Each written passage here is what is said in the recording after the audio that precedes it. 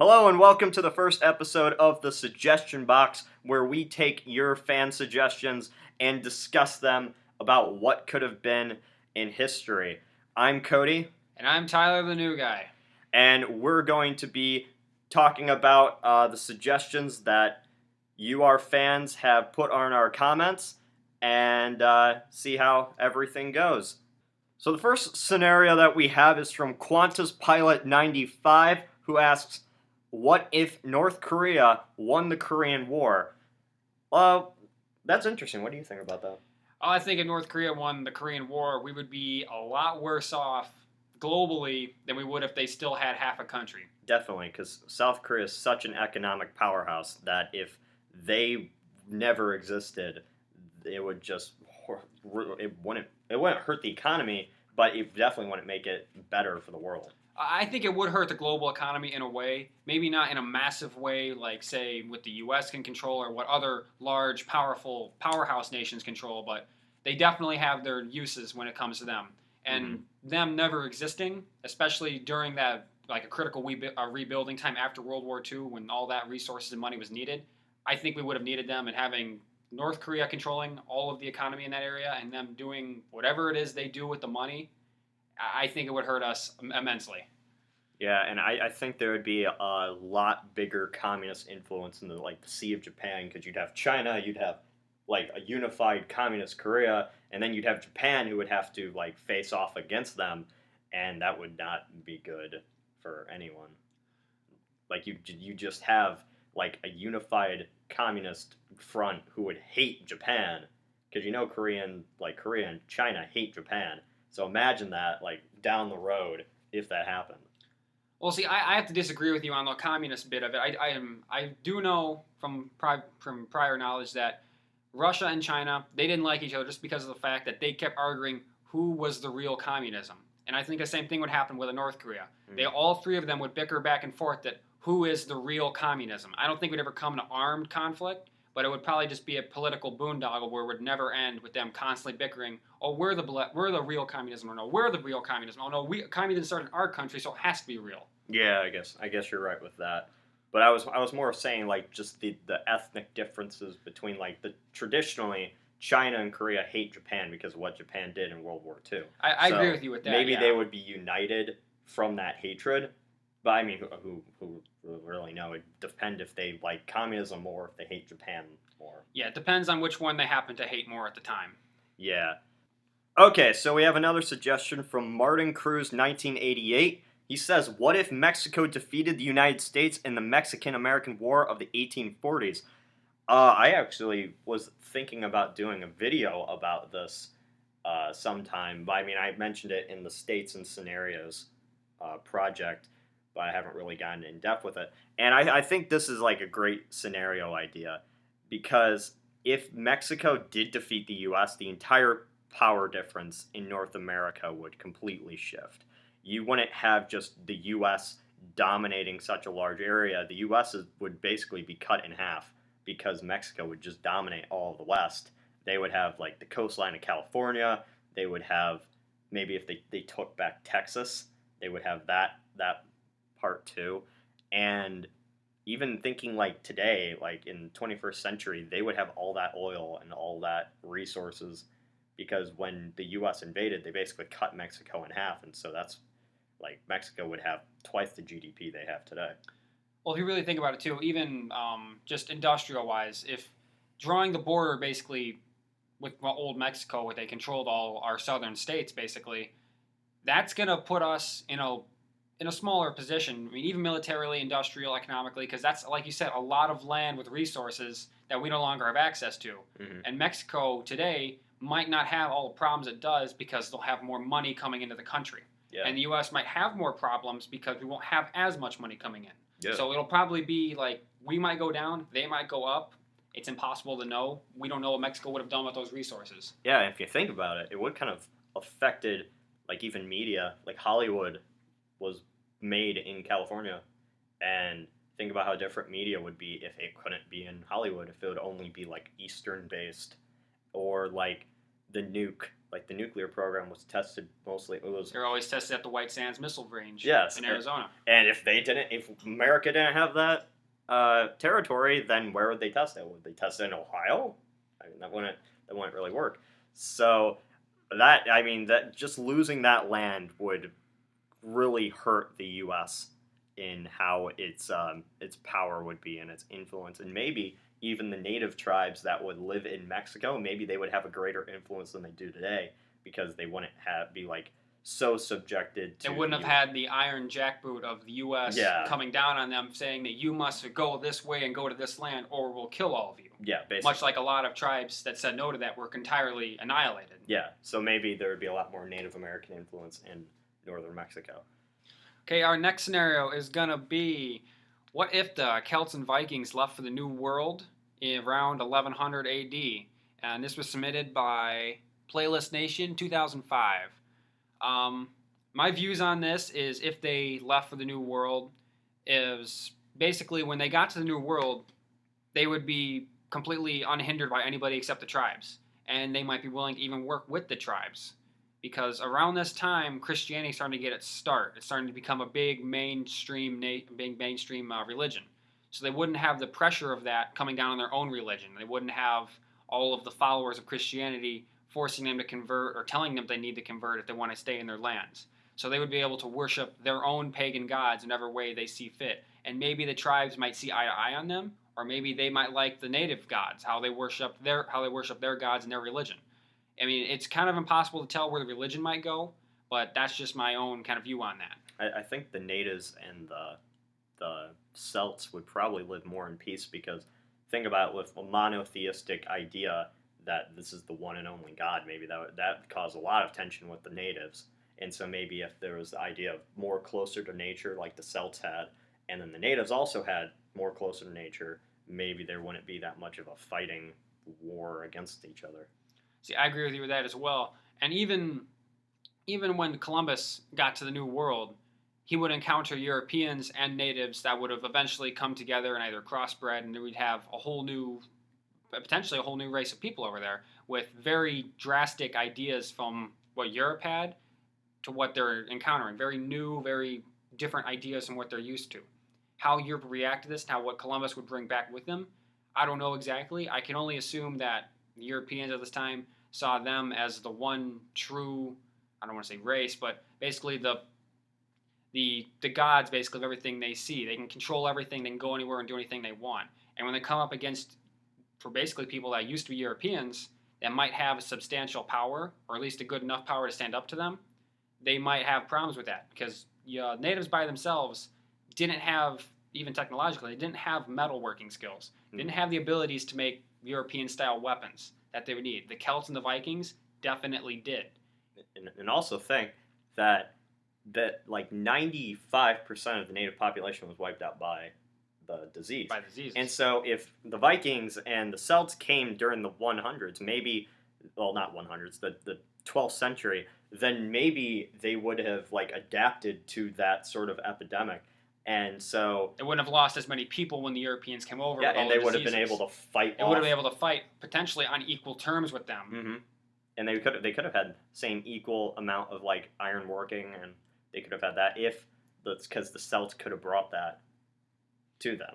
I mean, they wouldn't have that much of a technological difference, but I mean, when you combine Viking and Celtic style metalworking with Native American guerrilla style fighting, you have a very, very effective military force that could hold off. Even with the advent of gunpowder and Europeans carrying guns, you could have waged a very effective war against them. Oh yeah, and the whole idea of colonies in the New World would have been obsolete because you couldn't land somewhere where you couldn't just go anywhere where you want and took whatever you wanted. You would have to go through a very effective military to get whatever you wanted. Yeah, it wouldn't just be a cakewalk.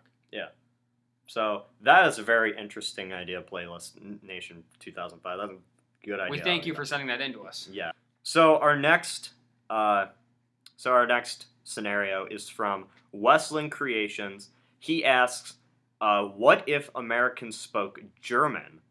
And he says it was very close to being the official language, which he's right because since so many German immigrants came to America during the 19th century.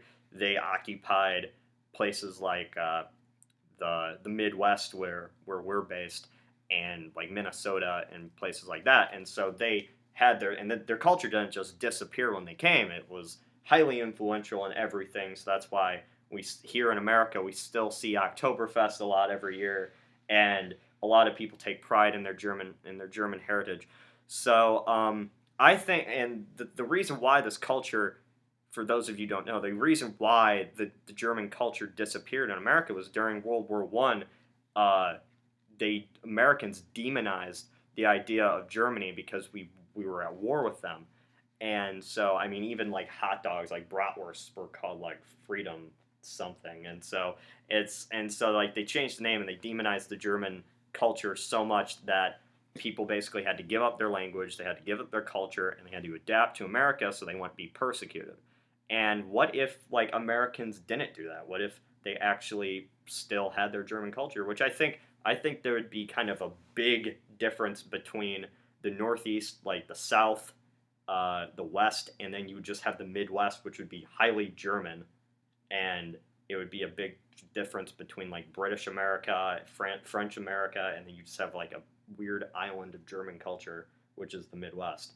So I think that would be. I don't think that would be the official language of America because America doesn't really have an official language. I mean, we primarily speak English mainly because We're we were a British. British colony. That's Yeah. how we know our English. But we're a great melting pot. I mean, we speak vastly different from our British people across the pond, but we have our own style of doing things. Yeah, and I don't think that German would spread so much that every American would speak German. I just think a lot more of America would be influenced by German culture, and so we would be sort of like a bit more German influence than we are I today. mean, we might have more German style foods, German style architecture, just basically German ways of even looking at things.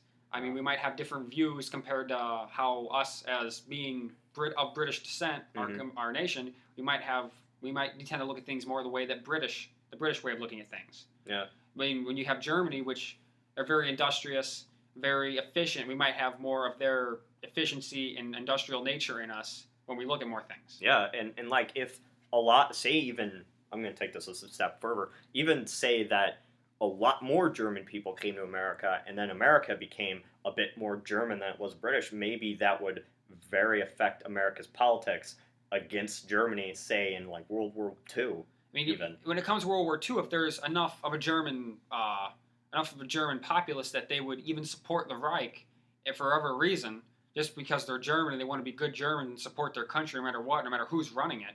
I mean, which they did. They which had American Germans who they left America and they fought for Germany, and I mean that's I think if maybe I don't know. I think that's iffy because I don't think that Germans would just all of them would just support Hitler. I think a lot of them would just hate Hitler. I mean, I know a lot. I mean, I had family that fought in World War II, and every time they've told me when they've talked to captured Germans, they always said that a lot of time. I mean, they always fought they fought Germany when as soon as we crossed the Rhine, we were actually in Germany fighting on German soil. They said a lot of them when they joined up, they weren't fighting for Hitler anymore or the Reich. They were fighting for Germany because a lot of the German people believed that when they got to Germany's borders, they would stop. When they crossed into German territory, that's when they said, no, leave. This is our country. We'll fix it ourselves. And then they fought for Germany, not for Hitler or the Reich.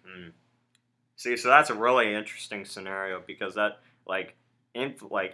influence in American politics and how America would do things. I don't think there would be an official language. I don't really think it would affect it that much politically, but I think that you'd certainly see a different shift than today than in America because you'd have a lot more German culture, which would be very interesting. Cool. Okay, next one we're going to do is what if the British and French governments intervened in the U.S. Civil War? This one was submitted by Viper Ghost 68. I happen to know a good deal on this, so I'm going to take point on this one. My personal view, if British and French intervened, was I know the British wanted to break up the U.S. because they still wanted to come over here and take our land back. Even after all that time, they still wanted our land. For whatever reason, they just never gave it up. And they knew it would be much easier to fight a nation that was run by the Confederacy or one that was still racked with civil war because we couldn't mount an effective counteroffensive. Yeah, they're so divided. We'd be two separate nations fighting each other on the basically the same piece of land, and we would not want to work together even if the whole of our two nations was threatened by British coming over here.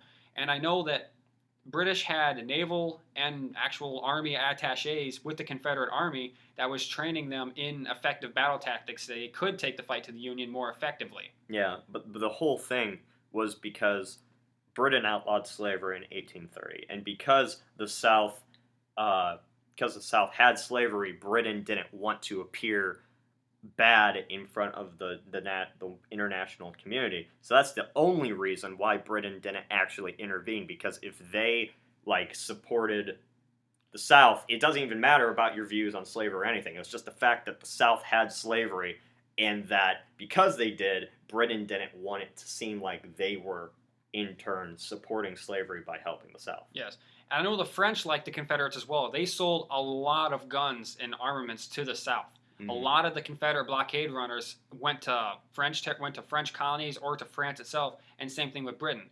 They would return home to the South with French-made guns and British-made guns that they would use against the Union. Mm-hmm. Because French knew that even from a business perspective, when there's a civil war going on, people are going to need guns. The rebels are going to need guns. And the French capitalized on this by making American-style guns in France, so the Americans knew how to use them, but they were made in France. So they get a hold of them, and they would use the ammunition already currently available in the U.S. Mm-hmm.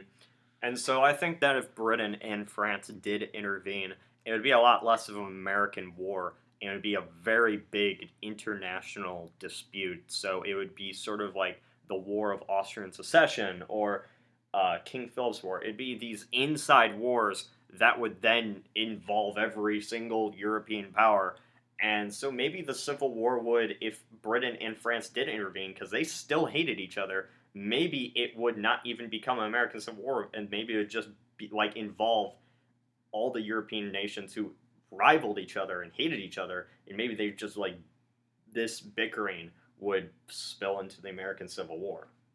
See, I think you're right, too. I mean, you'd also have two of the world's biggest empires at the time, the British Empire and the French Empire, supporting potentially just the Confederacy. I mean, those two empires alone were, at the time, combined bigger than the whole of the U.S. Mm-hmm. And when you have that unstoppable military might alongside of the Confederacy, the Union wouldn't have stood a chance, and they would have known that. Yeah, and maybe if, you had Prussia, Prussia, if maybe they helped out the Union, or someone the Union could hold its own if it was. I don't think Britain and France would want to do a full-out war against the Union, because I think they wouldn't want to waste that energy into, because what would they really have to gain if they tried to retake the Americas? I mean, it would still take a lot to crack the Union. I mean, yeah. The Confederacy learned that the hard way. They made big gains initially, but it wasn't until they fired up their immense industrial might and they were basically able to just make more guns and outfit troops better and get more troops onto the battlefield than the South, that's when the Union showed its true strength, which, as history shows us, is the true way to win a war. Who can make the most guns, put the most soldiers on the field, and get them the most equipped? And that's how you win wars. And they had such a large population, too. They had a much larger population and much larger industrial prowess than the South. I mean, the South was slave-driven. They didn't really have all the industrial, revolution-style technologies and factories like the North did. All their stuff had to be handmade meticulously by one guy, and it usually was inferior to the machine-made mass production up north. I actually think that would be a very interesting another discussion that we could have. What if do you think the South could ever have won the war? I believe the South could have won. I mean, let's look at Gettysburg for instance here. We can make this for another video. Yeah. We'll save this for another video. Okay, so you guys we'll save this for another video, and we'll talk about what if the South how do you think the South would have won the Civil War, if at all? And so we're going to discuss that next time. Tell us in the comments what you think. Okay, I'll just do that again. Tell us in the comments what you want us to talk about, and maybe we'll even turn your suggestion into a full 5-minute video as we did with Rome or anything else. So just tell us below, like us on Facebook, subscribe if you have not done so. I'm Cody. I'm Tyler. And this is the Alternate History Hub. We'll see you next time.